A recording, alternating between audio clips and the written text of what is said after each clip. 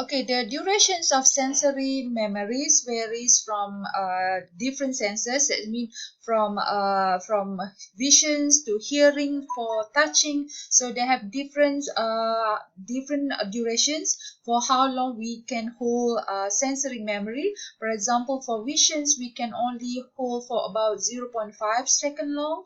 For echoic, that means for hearing, we can only hold for 3 to 4 seconds long, and then for touching we call it hepatic, we can only for about less than 1 second. So these are consider the durations for holding sensory memory, or for we be able to remember. These are actually the durations for memorizing the sensory memories. That's mean for sensory memory to stay in our memory. So it just for this short period of time, to be exact 0.5 for visions, 3 to 4 seconds to for hearings, and hepatic less than 1 seconds for touching. And moving to short-term memory, we have sensory memory, and then we have short-term memory. So short-term memory is interpreted we interpret informations from sensory memory, and can hold these informations for about 15 to 30 seconds for the short-term memory. So after we sensory memory, we could only remember for about few seconds, but short term we could memorize, or we could hold these informations for a bit longer, 15 to 13 seconds. So that's why we call short-term memory is working memory, because it is the memory at the present time. For example, as we speak, if we listen to something, or if we hear to something, or we touching something, so that's memory at that point. So that's why we call it working memory, the information that is currently being considered by a person in their minds. For example, interpreter at the conference, those who cannot understand different language, for example. So let's say we are not really well versed in English, and we have to go to international conference, and sometimes the international conference provide interpreter for English language. So the interpreter, they didn't memorize the informations, because they explain, or they interpret the language that's being interpreted at that point. So the interpreter work using working memory. So working memory, the memory that being processed at that point of time, at that moment currently by the minds. That's working memory. So short-term memory is like a leaking pail, as you can see here. Short-term memory, if the information that been hold in our short-term memory will be deleted, or we will forget the informations in the short-term memory if we didn't transfer it into long-term. So our short-term is like a leaking pail. That means the information will be removed, or we will forget the information in our short-term memory if we didn't transform into long-term. So short-terms, how to memorize, how to make sure that the informations that we store in our short term will be stored there will be long lasting. That means how to memorize the information that we store through short term memory to be a bit longer. So we need to transfer the information that we store in our short term memory into long term by using some of the way. So here, one of the way to make sure that our short term memory will be able to memorize, or will be able to hold the short term memory into a bit longer, is to use some ways such as chunking and many other ways. But I have to explain this slide first. The capacity of short-term memory is quite limited. It's better than sensory memory, but it's shorter than long-term memory. So in order to make sure that our short-term memory, we could remember more informations, we could remember information that we store in our short-term memory a bit longer, we have to use some strategies. For example, using chunking. Chunking, for example, if the long informations, because short term we cannot remember long information, so in order to help us to remember longer the long information, we have to chunk into pieces. So chunk is like informations that are long, or informations that have like a very long information. For example, you have to memorize very long numbers. So in order to memorize long numbers, if you chunk into few pieces, then you could remember faster. So here chunking is holding separate pieces of information that seem to be related. So chunking is you chunk long information into pieces, then you could remember the pieces better and longer. So essential function of short-term memories, chunking is the essential function of short-term memories, and it could enable a person to deal with a large pieces of information. You cannot memorize long information using short term, but you can make sure that long information could be memorized, could be stored longer if you chunk this into few pieces. So short-term memory is a short-lived memory. That means you could only remember for a few seconds, up to 30 seconds.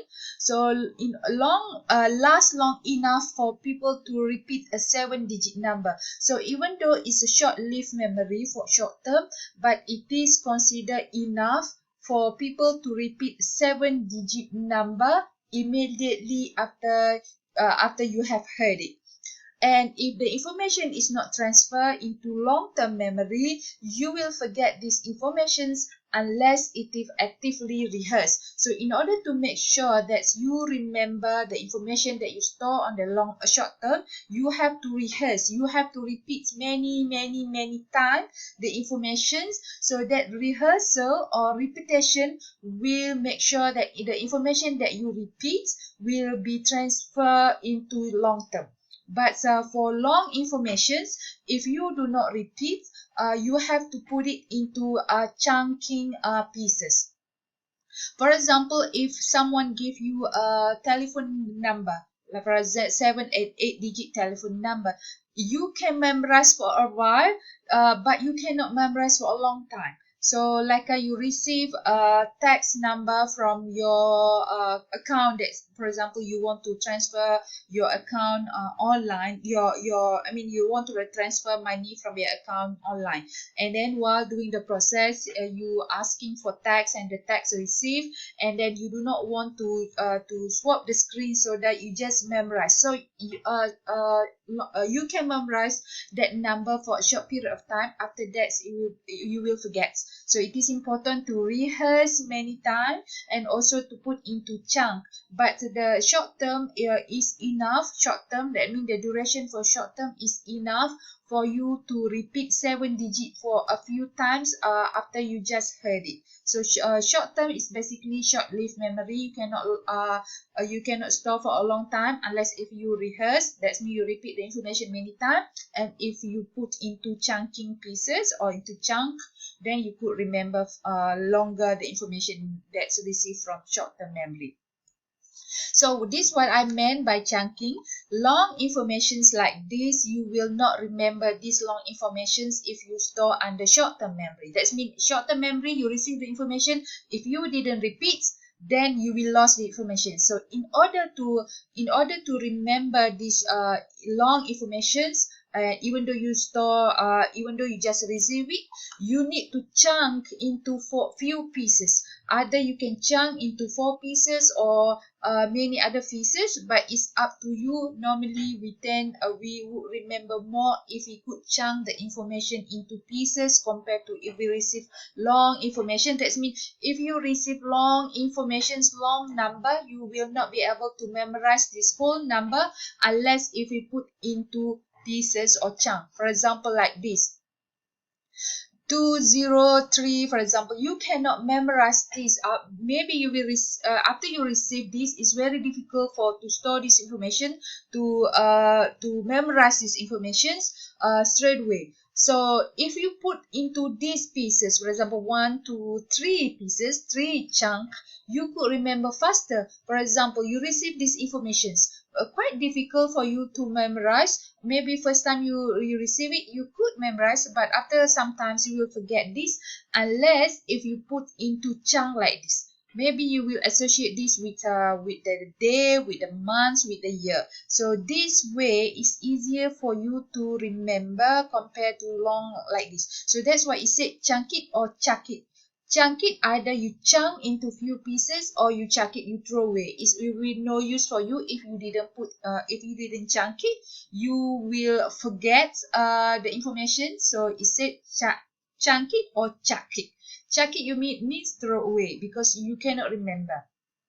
That's so the retentions of information that's stored in the short-term memory and also long-term memory depend on the control process individual use, such as rehearsal. So the information that you store in the short-term memory will be sent to a long-term or will become a long-term memory if you rehearse. That means if you repeat many times, or if you, for example, if you study your textbook, maybe the information in the textbook was so much, you become overloaded with the informations. So in order to make sure that the informations, this much information you could be able to understand and store more into your memory, you have to read many times.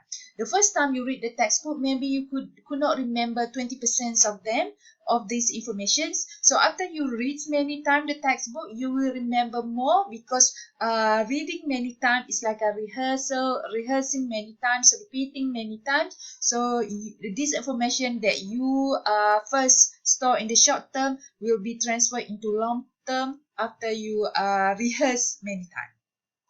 So the way you store the information also important, because when you want to retrieve, that's mean when you want to memorize the information, when you want to recall the informations, you will recall through the way you store the information. So encoding is the way you store the informations. Encoding is the different way in which information is held.